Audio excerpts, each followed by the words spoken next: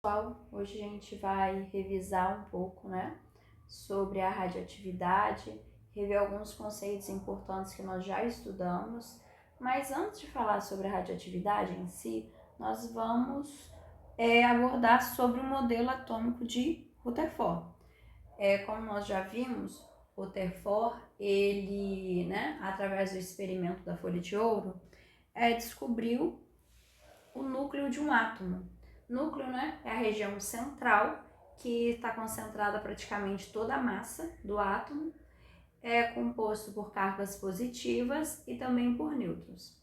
E ao redor desse núcleo encontra-se a eletrosfera, onde ficam os elétrons. E essa informação ela é fundamental para a gente compreender o conceito, e estudar a radioatividade.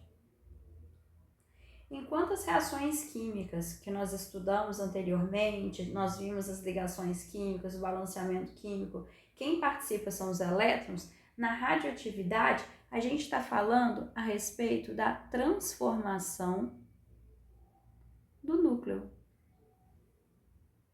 Transformação do núcleo de um átomo. Nós precisamos também, rever dois conceitos importantes, que é o número atômico, que a gente, representa pela letra Z, e é o número da massa, que a gente representa pela letra A. O número atômico equivale, ao número de prótons e se identifica cada elemento na tabela periódica. Já o número de massa corresponde à soma dos prótons mais dos nêutrons.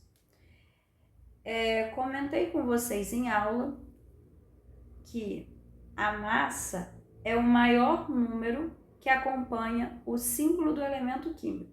Então, por exemplo, se eu escrever aqui o O, que é o símbolo do elemento químico do oxigênio, e representar ao redor dele os dois números 8 e 16, o menor número corresponde ao número atômico, cujo símbolo, é a letra Z, e a massa, o maior número que acompanha o símbolo desse elemento, tá bom? Só para gente, revisar esses pontos.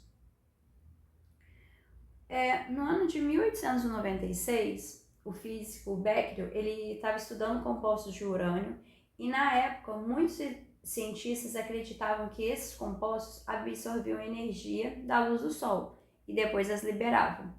Durante seus experimentos, Becquerel deixou um sal de urânio guardado numa gaveta, sobre uma chapa fotográfica envolvido por um papel preto. Como o material ficou armazenado sem receber luz, ele esperava que nada acontecesse. Porém, ao revelar a chapa, percebeu que ela havia sido impressionada. Isso significava que o urânio emitia algum tipo de radiação espontaneamente, mesmo sem energia externa. Essa foi a primeira evidência. Então, essa foi a primeira evidência natural, da radioatividade.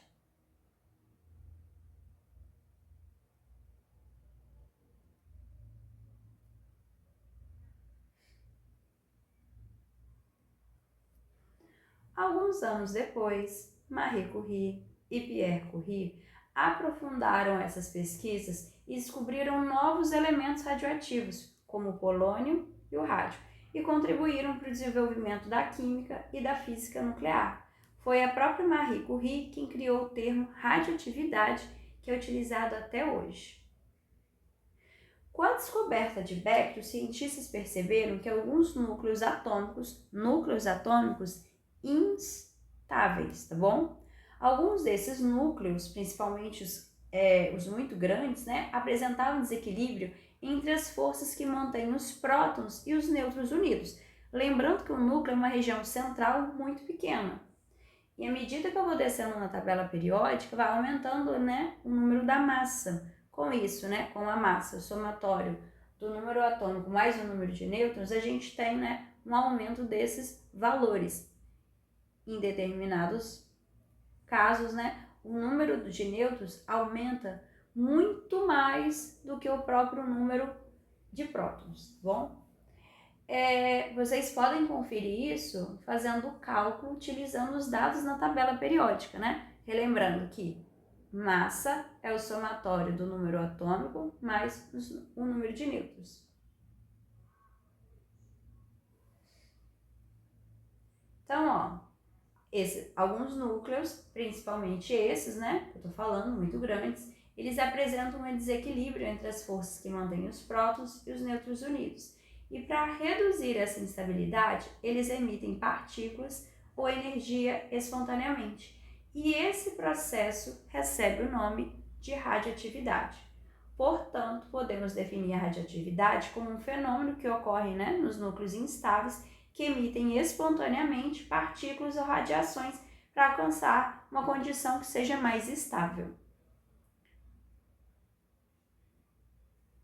Ok?